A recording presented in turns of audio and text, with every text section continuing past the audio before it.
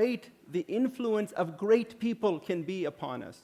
Just as Dharmarajan uncle has influenced us here in Pittsburgh, imagine the kind of influence that Gurudev had on people around him, like Swami Ishwarananda. After finishing the Sandipani Sadhanalaya course, Swamiji was ultimately appointed to come to Chinmaya Mission Los Angeles, and then took Diksha in 2000. He took a small break to run the Sandipani course actually for 2 years in India, but then came back to Los Angeles. In addition to all that he's done for Chinmaya Mission, he's given a number of talks to organizations outside of Chinmaya Mission. He's routinely asked to speak about stress management, business management, and other things. And he's able to bring his knowledge of Vedanta to those secular topics so effectively.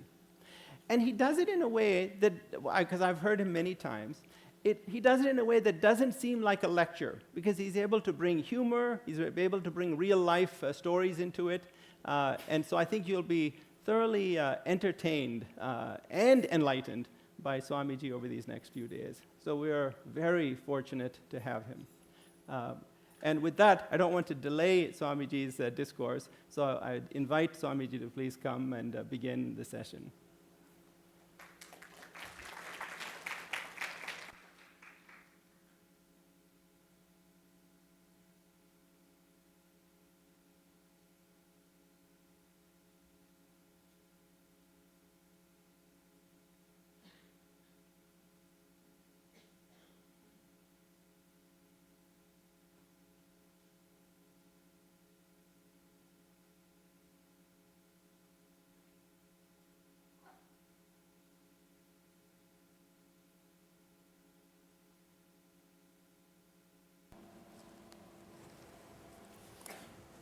Check.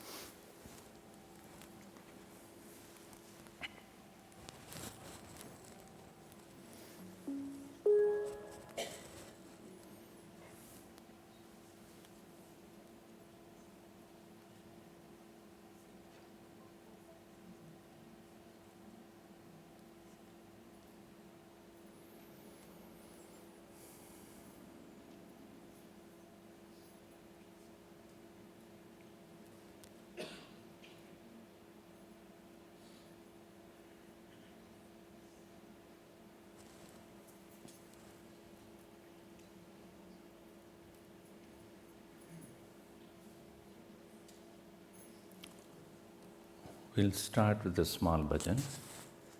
Please join me. Hara Hara Shiva Shiva Shambho Shankara.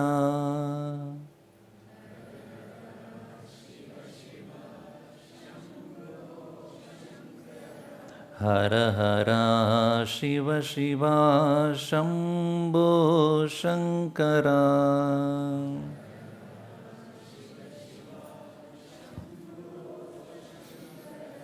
Gauri Manohara Chandra Kaladara.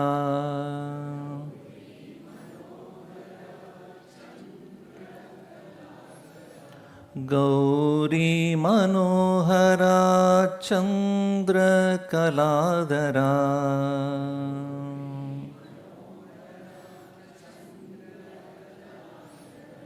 Hara Hara Shiva Shiva Shambho Shankara.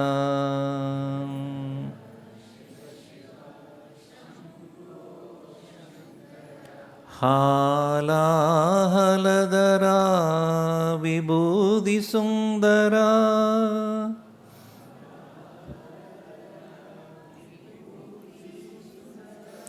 हालाहलधरा विभूतिसुन्दरा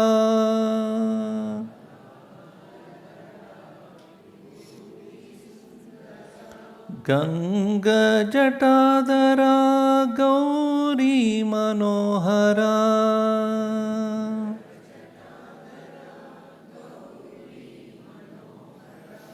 गङ्गजटाधरा Gauri Manohara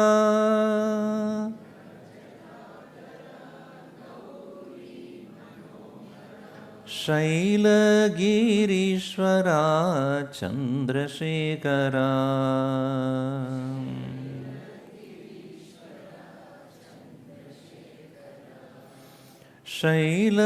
शैलगिरीश्वरा Chandrashekhara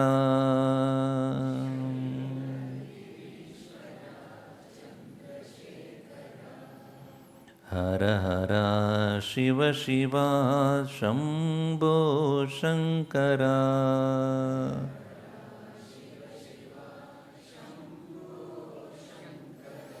Gauri Manohara चन्द्रकलाधरा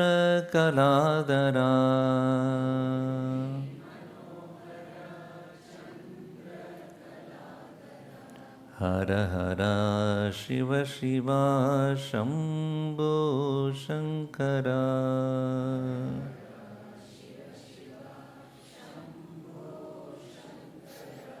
Shambho Shankara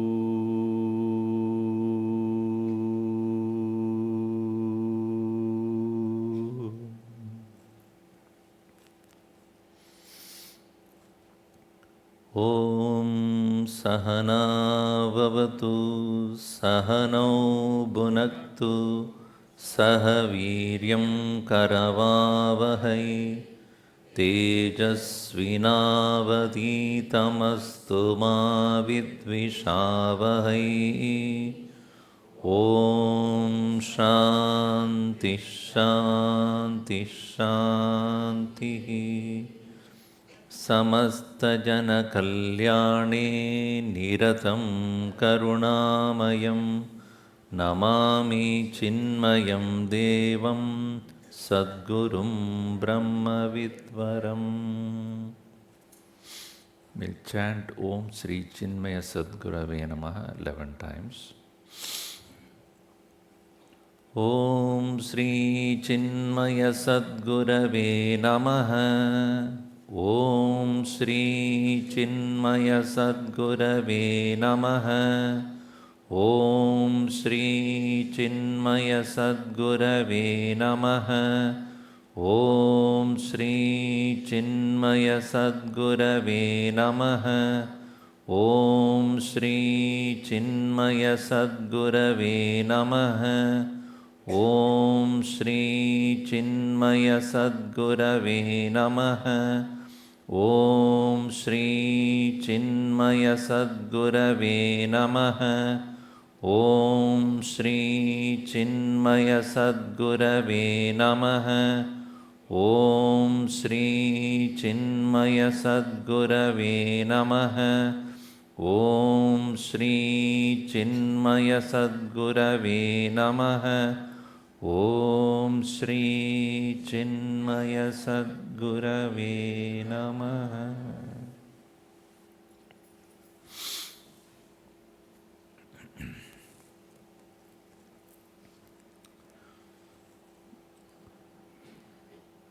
To begin with, my thanks to organizers who have invited me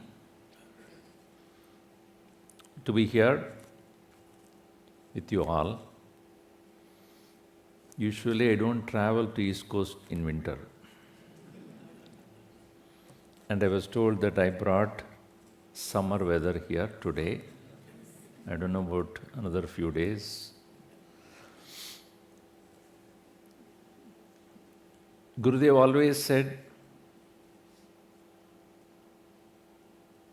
knowledge is that which not only strengthens our inner being, but also gives great joy when it is shared. Just like a lamp which is brought into a dark room starts to brighten up the entire place without any limitation. So too, knowledge can bring so much of joy to people, and the greatest job or work to be done in this world is to give the correct knowledge to maximum number of people. And that's what he did throughout his life. That's what Bhagavan Shankaracharya did, Adi Shankaracharya did, in the short period of time he lived. And Gurudev's inspiration had been Adi Shankaracharya, who travelled 3 times by foot from Kashmir to Kanyakumari, establishing temples, writing commentaries, speaking to scholars, and so many things that he had done in the short period of time. It is definitely a great task which we can't even fathom. We can't even think how he might have done it. Gurudev was inspired by him, and until the last breath of his life, he continuously worked with that inspiration. So Chinmaya Mission centers all over in India and every country where it has been established, all the centers have been doing this dissemination of knowledge, starting from small children onward. One of the persons spoke here, the girl, she said she was coming to Balivar before she was born. I was wondering how that was. Probably the mother was carrying her. That was very interesting.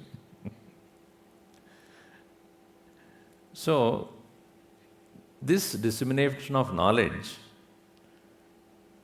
from the very young child onward, all the way up to everyone.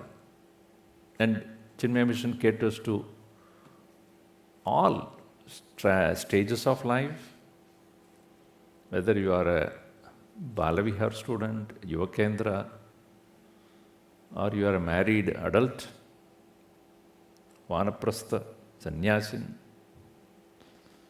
We have entered into the field of knowledge in education.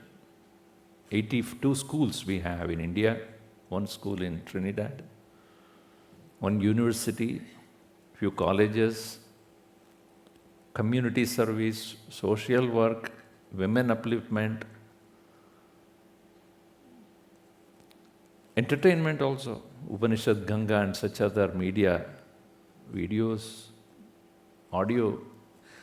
Think of one person bringing about such an amount of transformation in many, many lives. It is possible. That's what Shankaracharya did at that time, And that's what Gurudev did in his times. One of the compositions of Shankaracharya, he had done many, but in the field of devotion, there is nobody can even excel him.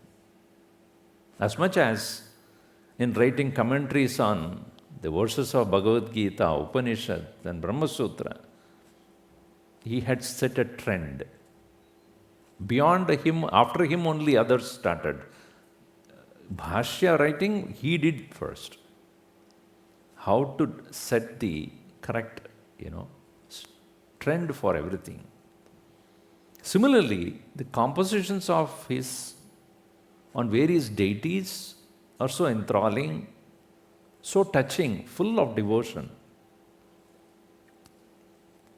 One would see him both as a greatest devotee of God, at the same time, unmatchable intelligence.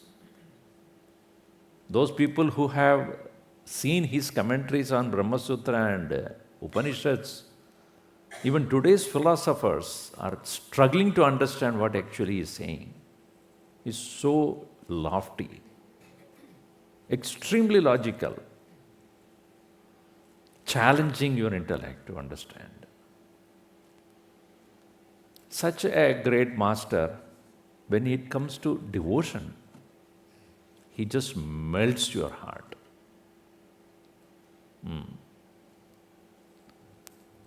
Shivanandalahari is one of such compositions of Adi Shankaracharya. 100 verses on the greatness of, the glory of Lord Shiva. Shankarodi idi Shankaraha. Sham in Sanskrit means to quieten. Shankarodi, one who quietens your mind. Bhagavan Shiva usually is depicted as one who is in deep meditation. And that very form itself, when we look at it, our mind becomes quiet.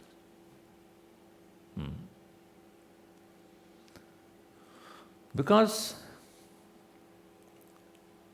the mind of human beings are always fickle by nature. A definition of manaha is sankalpa vikalpatmakam manaha. Mind is that which is always doubtful. Doubtful in the sense it never sticks to things. Like our New Year resolution. We resolve to do certain things from this January onwards. Every day, at least 30 to 40 minutes, I must do workout or diet, whatever. January 3rd, it gets dissolved. Whatever is resolved gets dissolved. And our mind is so uncertain. It says something, next moment it denies it.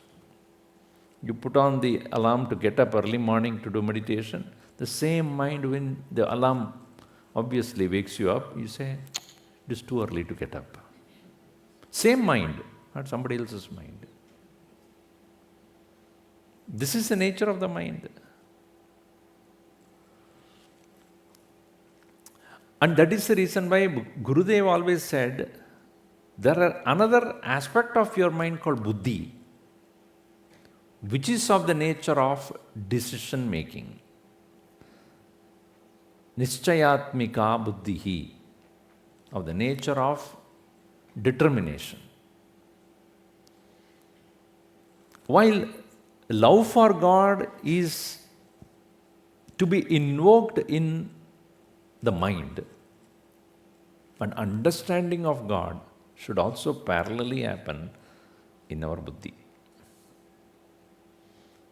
Both together alone makes the person complete.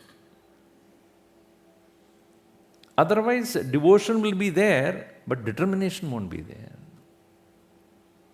Or determination will be there, but no heart of love. It doesn't feel for God. It becomes too intellectual, rational, dry. Both together is what would make it complete. So too, in Shivanandalahari, no doubt Adi Shankaracharya will glorify the Lord with all devotion, but in and through he will bring Advaita Vedanta. That is this hallmark, his stamp. That is a trend he has already created. So the later people who had similar composition, when they make, they pretty much followed the same methodology. And so here we have a set of 100 verses, but we will not be covering all the 100 verses, obviously not. Here we will be selecting few verses to take for our discussion. And you will see on the slide, you will see, will be projected there.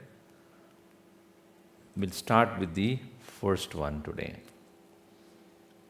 I will chant and you can follow, because the book, this is the book published by CCMT. Did you get some books here? No, you couldn't, right? So it's not available. Maybe they have out of stock or out of print, whatever it is. So therefore we just have the verses made available to you for you all to repeat. Okay? Then we'll see their meaning. Kalabhyam chudalang krita shashikalabhyam nijatapah. You have to repeat. Okay, I'll split it so that it is easy. Kalabhyam chudalang krita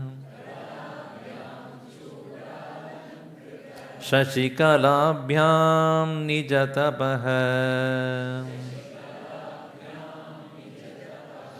Phalabhyam bhakteshu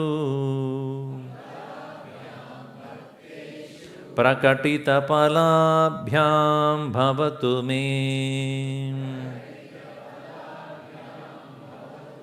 Shivabhyam astoka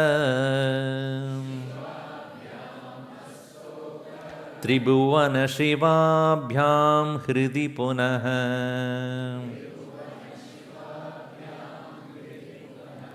Bhavabhyam Ananda Spuradhanubhavabhyam Natiriyam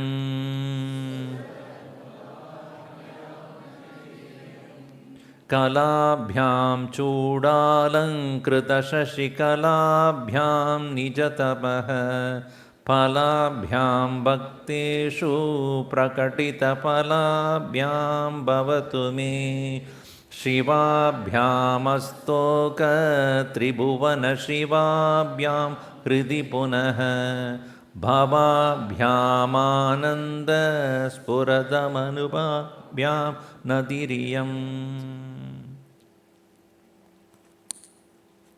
The word Ananda, we all know, many people have the name Ananda also, but look miserable.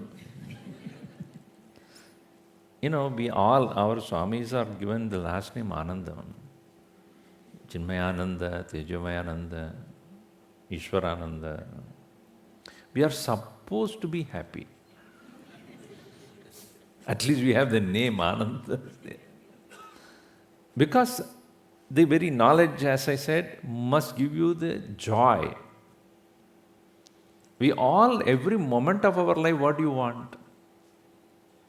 Anything that we do is for happiness.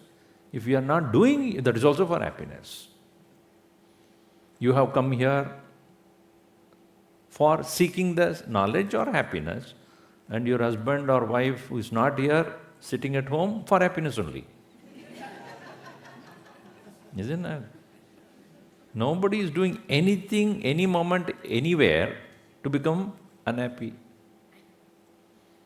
Nobody does anything for unhappiness. So our whole life is driven by wanting to be happy. And happiness, in essence, is of three types, broadly speaking. One is Sparshajam Sukham. Sparshajam Sukham means contact-born joy. When you eat something which you like, when it lands on your tongue, gulab jamun, for example. So you like it, and that lands on your tongue, you feel, See, that is why in any of our temples or anywhere you go, at the end of the talk, they give prasad, mostly sweet. Why? Because the whole 1 hour you heard something very bitter, now you eat sweet. Because Vedanta sometimes talks truth is always bitter only. So at the end of that, you take some sweet and go. Or any event, any celebration that we have, sweet. Why is it so? Because that gives joy. Or you want to see something which is delightful, hear some music which is nice. So all these are all Sparshajam Sukham. Sparsha means contact, touch. So eyes wanting to see beautiful colors and shapes, ears wants to listen to nice music, nose wants to smell nice fragrances, tongue wants to taste tasty things, body wants a soft or whatever the experience that through the body also. So all the 5 organs of our perception, eyes, ears, nose, tongue, skin, all of them are constantly engaged in looking for happiness. Upanishad says, Paranchikani vyadranat swayambhuhu tasmat parang pasyatinantaratman kaschidiraha pratyagatmanamaikshat Avritta chakshuhu amritatvamichan. It has been manufactured like that. The eyes, ears, nose, tongue, etc. are always outgoing. They are not going inside. They are always seeking something outside. So that is how it has been manufactured, created. So with the eyes, with the nose, with the tongue, etc., it cannot travel within. So our engagement in this world usually is through the senses to experience the world through five of them. It includes the other 5 called speech, hand, feet, reproductive organ and anus. These are all called karmendriyas. In essence, we are looking for sparshajam sukham all the time. What can be got from world, from outside. Second kind of joy is in contentment, fulfillment, either it is our emotional or intellectual. When I achieve some promotion, or when I am honored by people, or when my ideas are listened and followed by people, when I have a good company of someone, when I say something, somebody understands it fully, or the people around me are loving me, caring for me. So you feel important, you feel noticed, you feel heard, you feel that something good about in your heart, in your mind, in your intellect. You have achieved something which you wanted. That's why the children also, when they, even kindergarten to first grade, they go, graduation ceremony. Even when I graduated from the university, nobody bothered about it. First grade, graduation ceremony with a cap on his head and all that. Make feel good. When you go to the airport and then when you are finished with that, have a nice day, somebody says, you feel good. Once Gurudev was there and then he finished and then the lady said in the counter, have a nice day. He turned around and asked, how?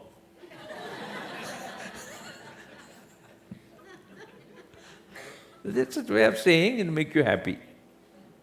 When you enter into the flight, don't the attendant say, welcome. Do you think she really is happy that you came? It will make you feel good. So, there is joy in being accepted, being honored, or feel good. So that is born out of the buddhi or manaha. This is called santushti. Sukham is sparshajam. Santushti is fulfillment out of some amount of accomplishment. Tushti means contentment. But the third one is neither sukham nor santushti. It is ananda. This ananda is neither from achieving anything, nor it is because you are experiencing through your senses and the faculties from outside. So it is not born out of sparsha, nor it is a santushti. It is ananda. The source is within. Always. When we say it is always there, you may wonder, how is it always there? Why is that then I am miserable then? You don't need to go too far. Go and look at the mirror, you will know. Why am I feeling so miserable all the time?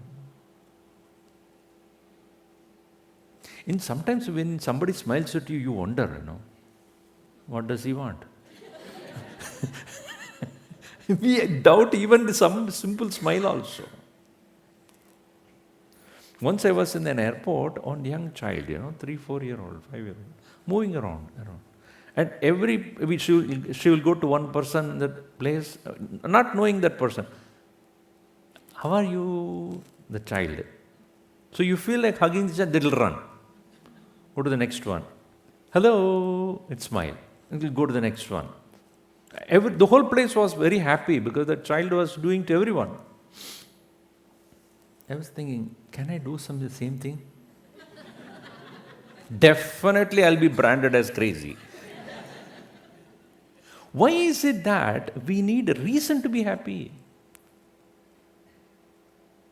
If somebody is smiling at you, don't you doubt?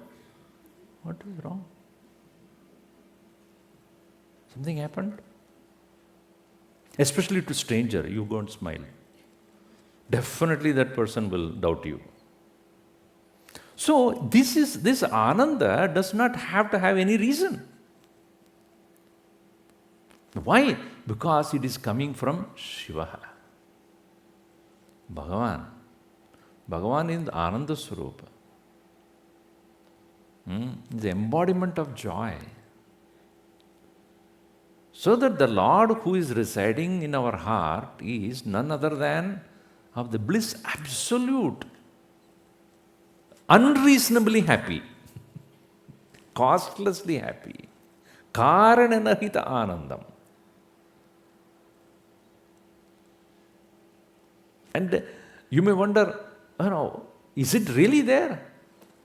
See, this ananda does not mean smile. It is not the smile. Many people think smiling is the ananda. But as I said, the attendant at the flight, she may smile, but actually she is not happy that you came. Just because one smiles doesn't mean he or she is happy. It may be just a formality. But so, ananda is not an external smile. or a mere emotional contentment, achievement of the buddhi. It is a feeling of nothing to worry about. I'm complete. I'm full.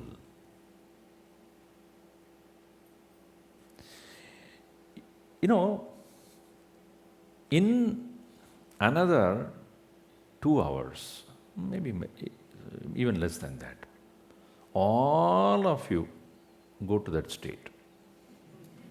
Some of you are already there, I know that. You will give lecture, we will. So if you had had a very heavy dinner, you would be doing last row, you sit down.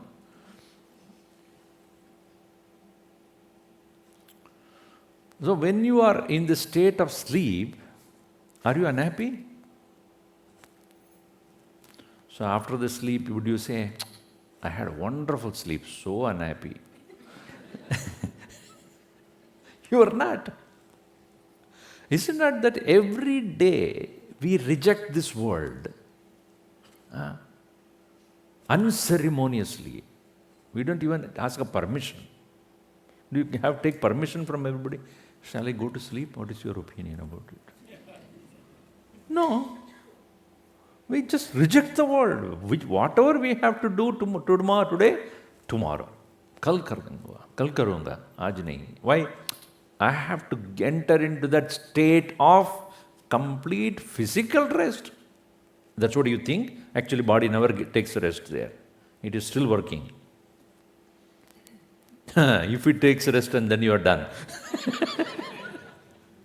Is it not your heart is pumping? Blood circulation is going on, breathing is going on, and doing one more thing, you are getting old. Swamiji, don't say that. I don't need to say, it is happening. 8 hours straight you get old. Now all the body is working.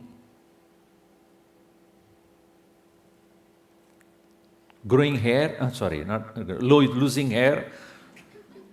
Growing hair only for some time only. Everything is going on in your body. It's not sleeping. In fact, it is doing it better because you are not interfering with that.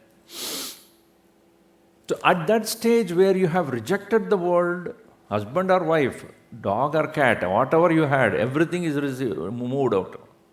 And you are with yourself, not knowing. And after that 6 or 7 or 8 hours of sleep, when you wake up, you're not unhappy that you slept. So where was the source of that happiness? What gave you that peace? Bhagavan's presence. We are all at the lamp of the Lord. Only thing is we don't know. So in the Sushupti Avasthayam, in the state of sleep, what we experience is the oneness with our own being. But because of the lack of correct knowledge, it is ajnanena avrutam. It is completely covered by ignorance. Therefore, it is like when you enter into the room which had no light at all, it is dark, you don't see anything, doesn't mean there is nothing there. Right? Once the light is put on, you know. In the same way, in the state of sleep, even though the presence of the Lord is very much there, because of lack of knowledge, which is called tamas, we are not able to recognize His presence.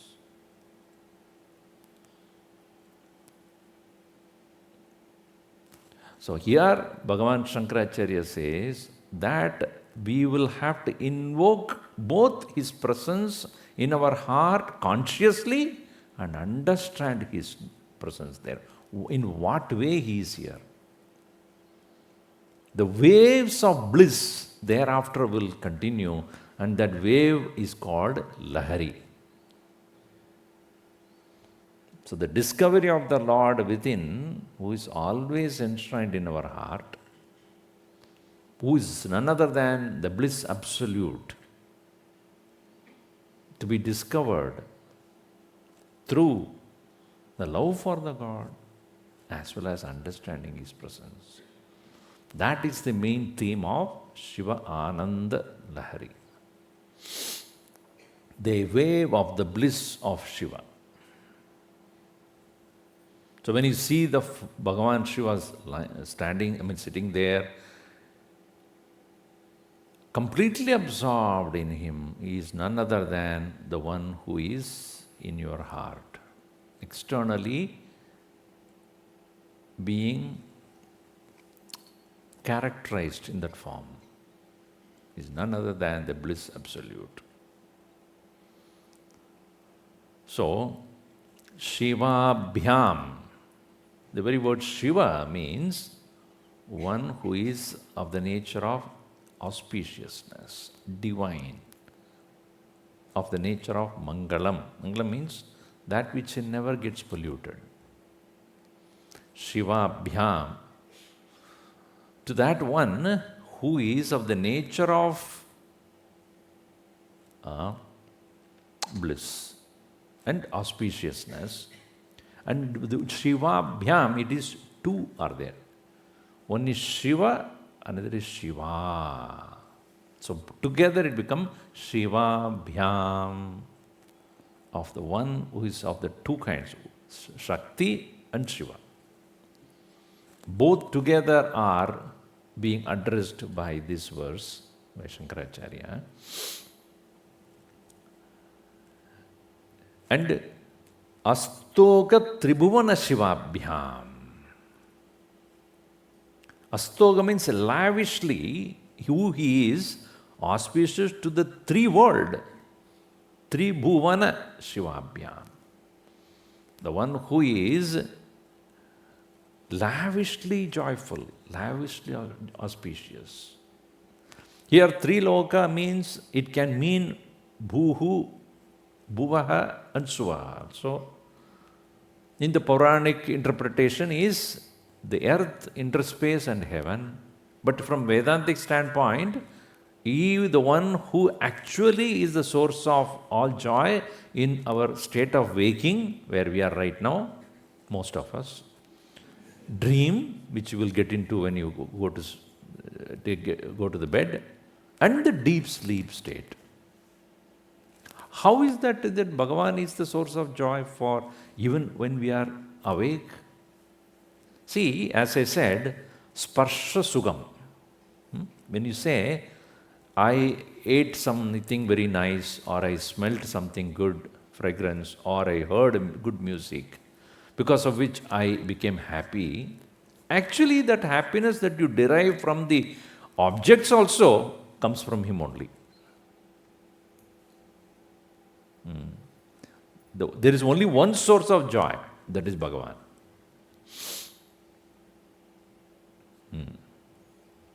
Let us say you keep two things in front of a person, Rasagulla and Gongura chutney, for example.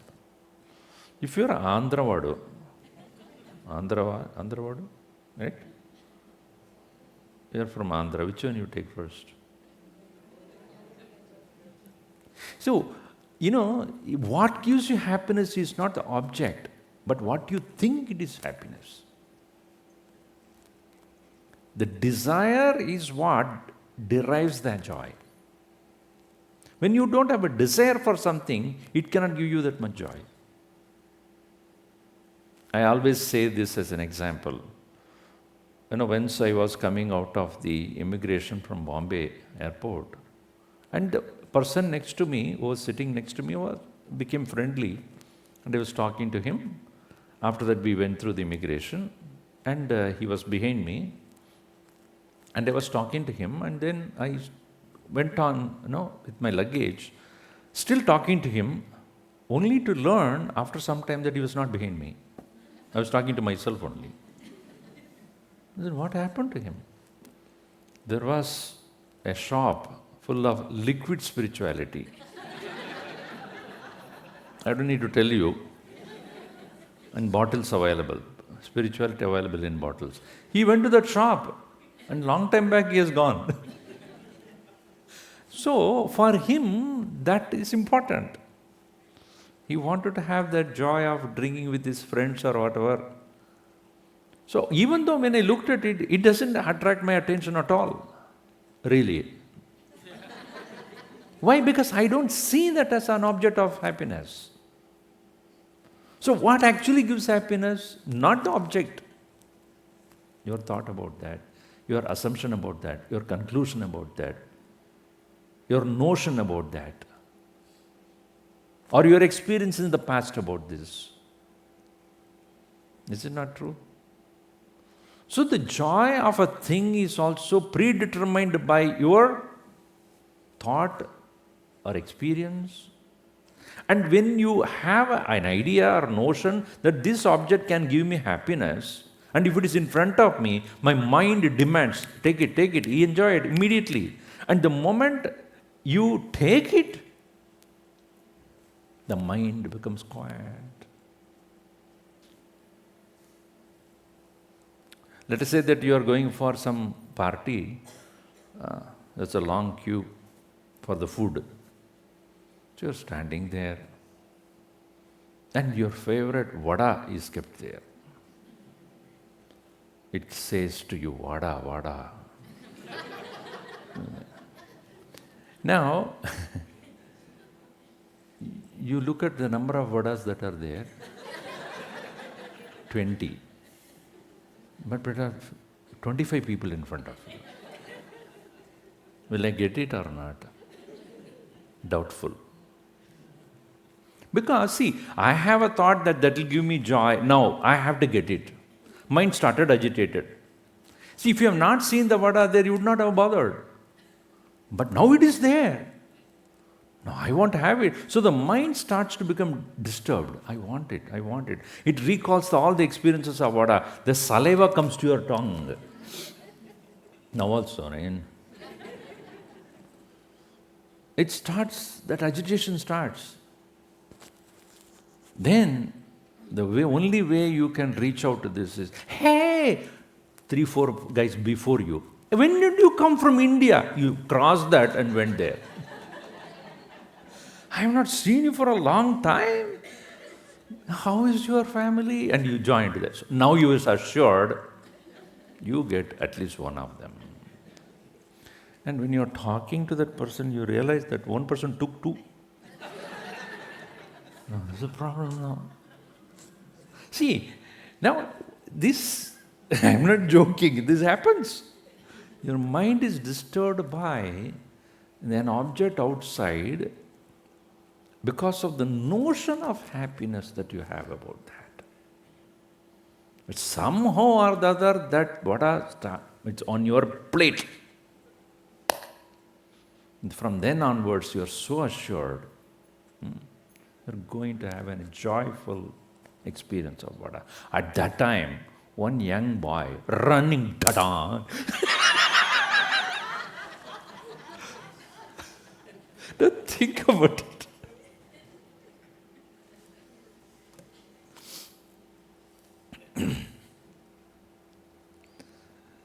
Even this sparshajam sukham is none other than the mind which is demanding an experience from the object outside. When it is fulfilled, then that there is joy.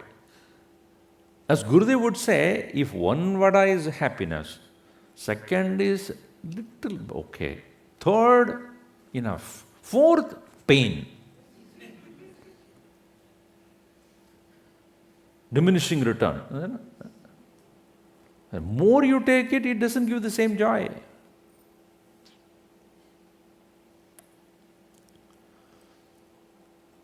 Maybe tomorrow you will have it, but today I'm done. I cannot take any more.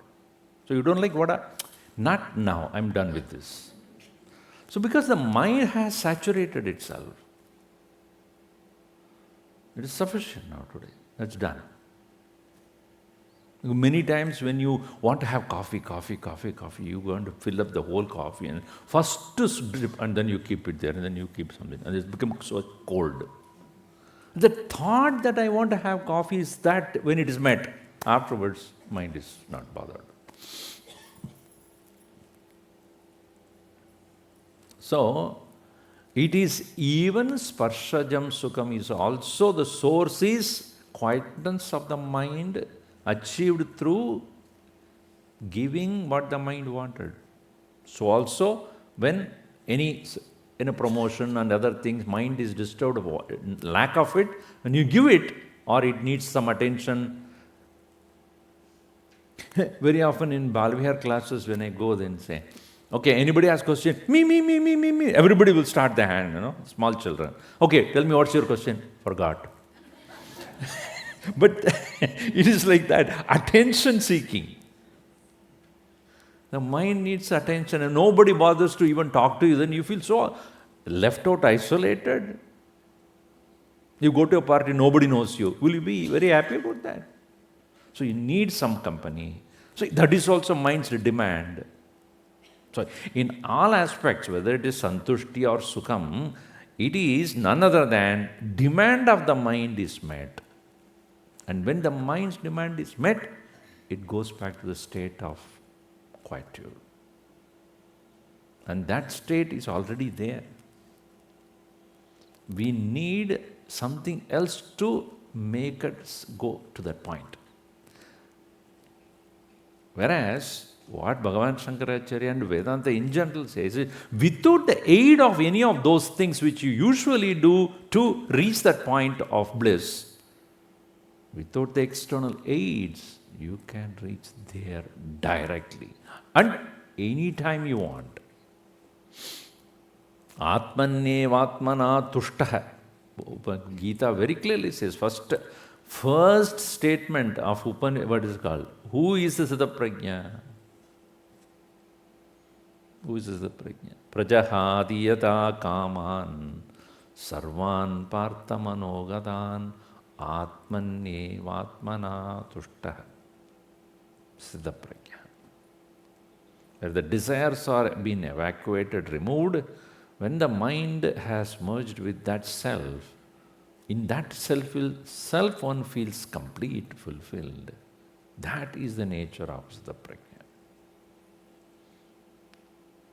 So, when it says astoka tribhuvana shivabhyam, in all the three worlds of experiences, he extends the joy of his own being.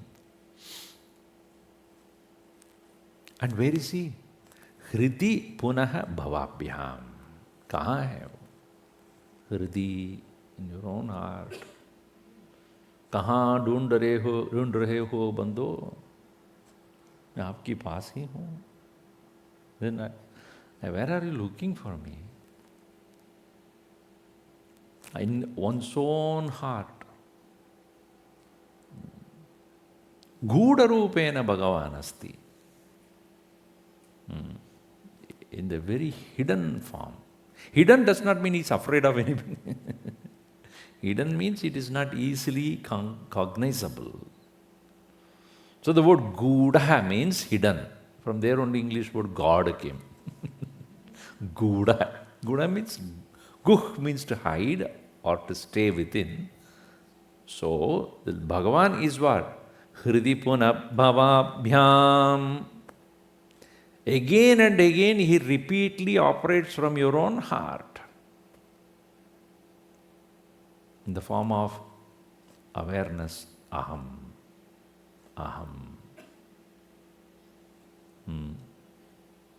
So we don't have time to look at that.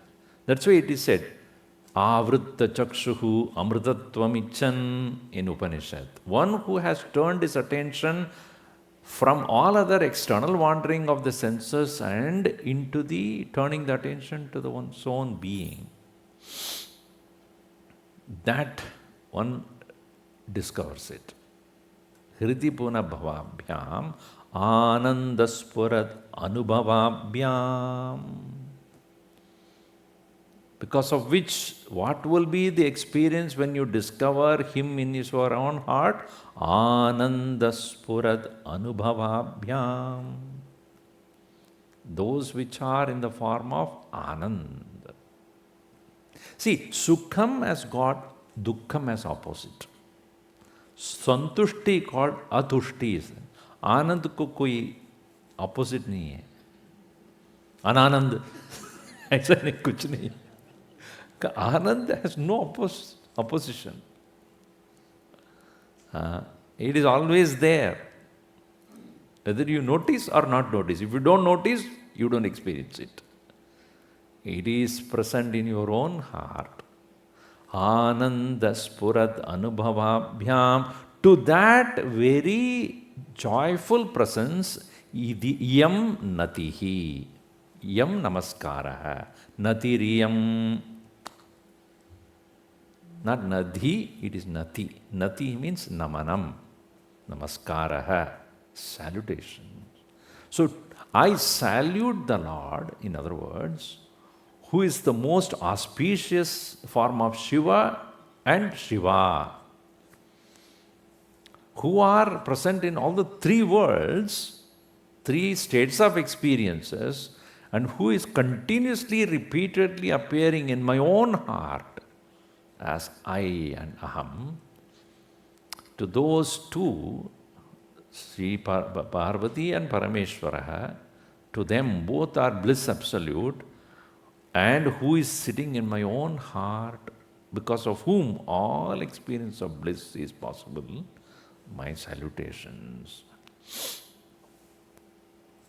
Now comes the way we worship that very form of Shiva. Kalabhyam. In the form of all forms of arts. Kala means an art form. Kalabhyam, the one who is appearing as different colors. Obviously, he is very well known as the very master of dance. The one whose dance has created even the whole universe. Kalabhyam, one who is having the expertise in all art forms. Chuda alankrita shashikalabhyam. Chuda means wearing that head, a crescent moon. Shashikala. Kala means a part. Shashi is the moon, but he does not wear the entire moon on his head. Only a crescent moon, a streak. You know what that means? The moon represents our mind. Surya represents buddhi. That's why in Gayatri Mantra you are actually worshipping Surya as Savit. And there what do you say? Tat Saviduhu Varenyam Pujaniyam. Varenyam Pujaniyam. Most worshipful. Bhargaha Devasya, the bright brilliance of all the Devatas. Dhimahi, with my intellect I think about. Diyo Yonaha, may our intellect be Prachodayat, let him inspire. Let him brighten up. So you are worshipping Surya in the form of Savit to brighten up your intellect. So Buddhi is, the presiding deity of Buddhi is Surya. Presiding deity of Manaha is Soma. And Soma word is what? Sa Uma. Only with his consort he is presiding over the mind. Interestingly, the week begins with what? Sunday. Second one is Monday. Hagine. Man. In Sanskrit it becomes Somavara. Soma is Man. Somashekar. So the Somaha is the mind.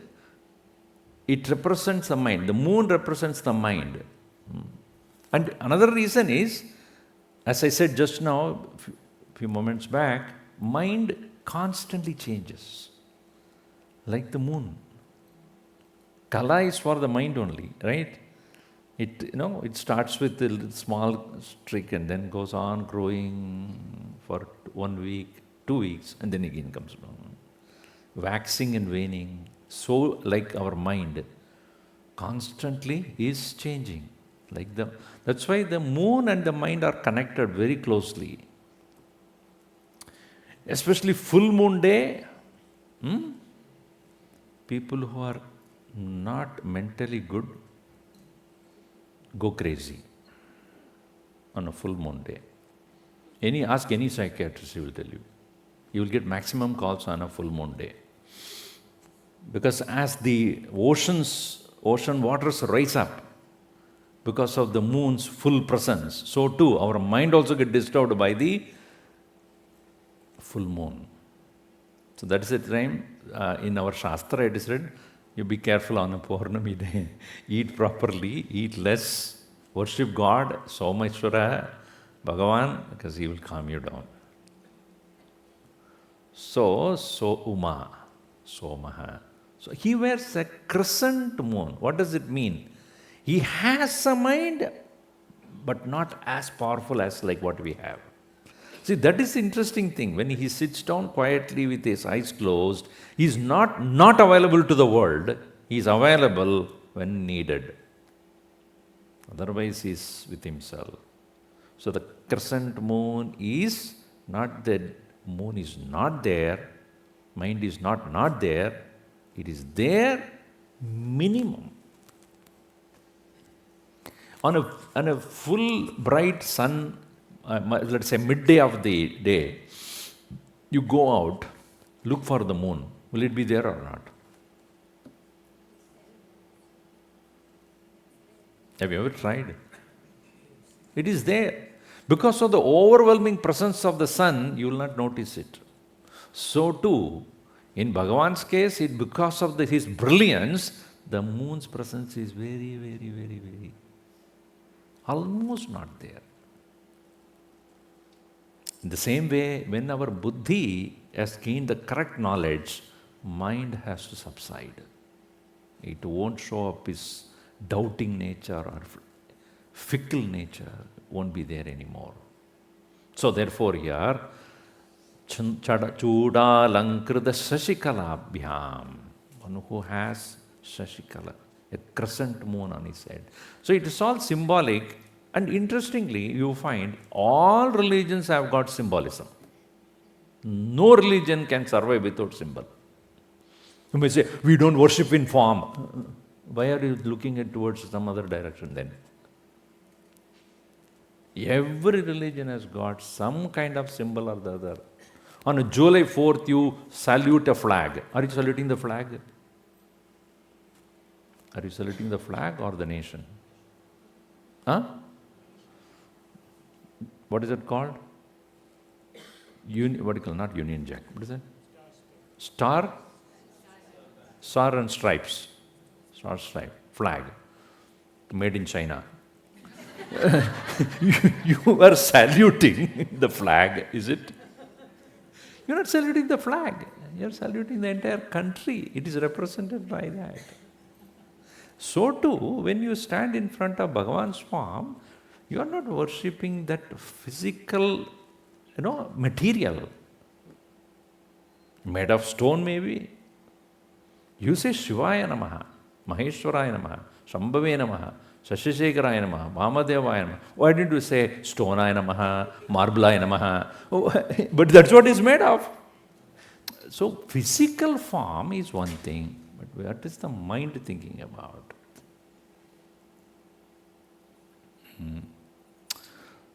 So, when you are understanding that the Bhagavan Shiva is sitting there as quietly, it is a deep meditation which is its nature, and that is how he is there in our heart, and the crescent moon that he wears representing the minimum presence of the mind to interact with the world, not overwhelming presence of the mind which distracts us. Shiva, so Chaudalankrita Shashikalabhyam. And those people who have understood the symbolism and maintain their attention upon the Lord, Nijatapa Phalabhyam. Nija tapaha, one who truly undertakes the austerity of worshipping him, he the one who gives two kinds of phalam. One is nishreyasa, and nishreyas means mukti. The mukti, moksha also gives, and also prosperity in this world. Both.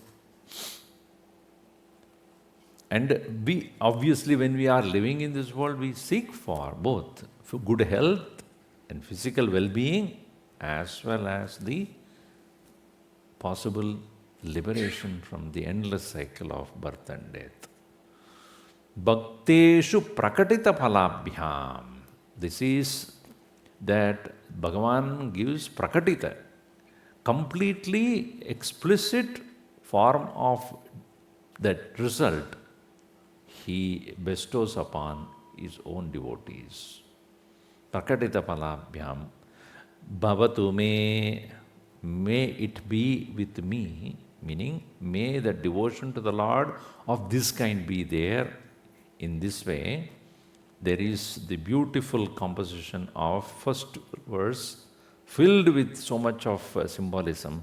Kalabhyam chudalang kritasashikalabhyam nijatapaha phalabhyam bhakteshu prakatita phalabhyam bhavatu me shivabhyam astoka tribhuvana shivabhyam hridi punah bhavabhyam ananda Sporadanubhavabhyam natiriyam.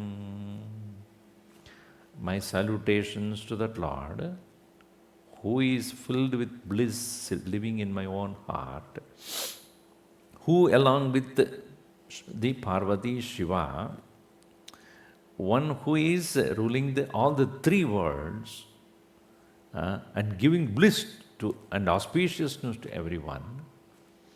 And at the same time, he the one physically, symbolically representing the state of the mind which is minimum in his own head. And at the same time, the giver of the two kinds of fruits in the form of worldly prosperity and liberation from the endless cycle of birth and death. May that Lord be worshipped by me at all times. So this is how the first verse is done. The next verse is,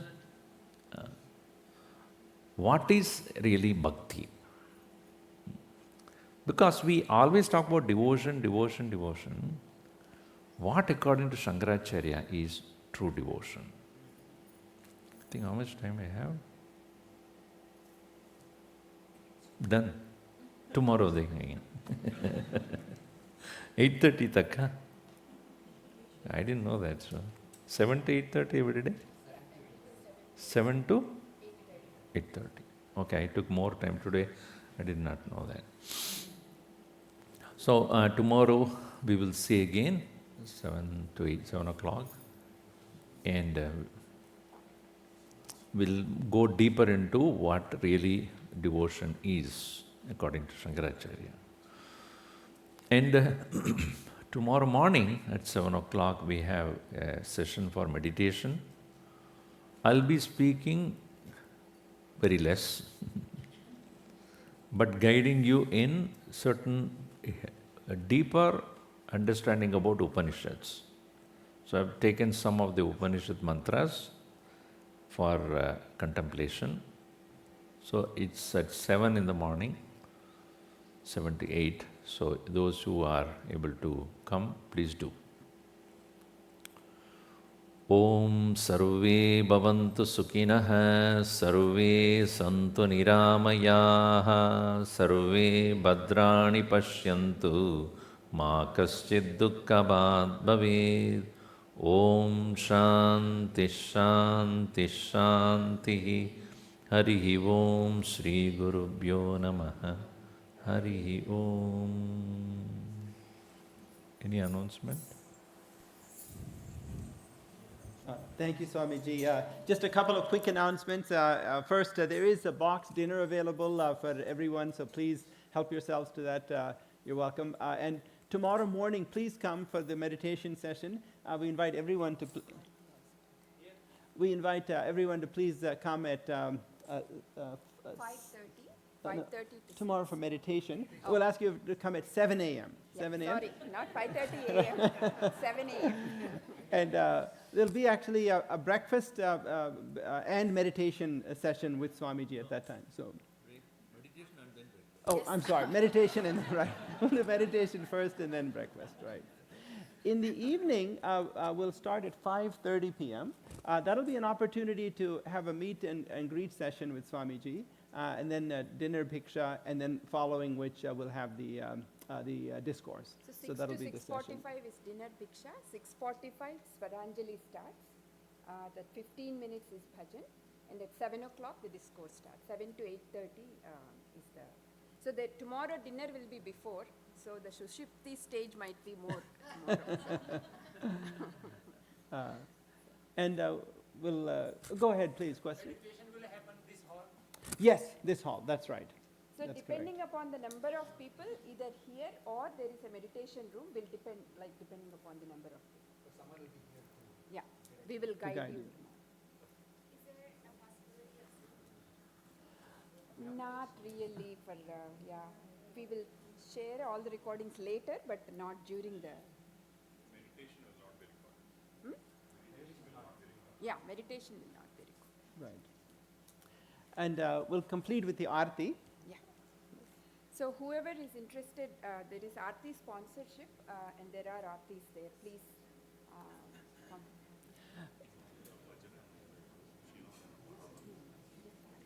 By the way, I just want to point out to everyone that there are sponsorship opportunities.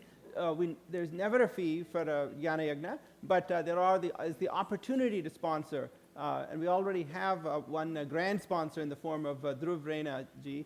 But everyone is invited to consider those options, but by no means required.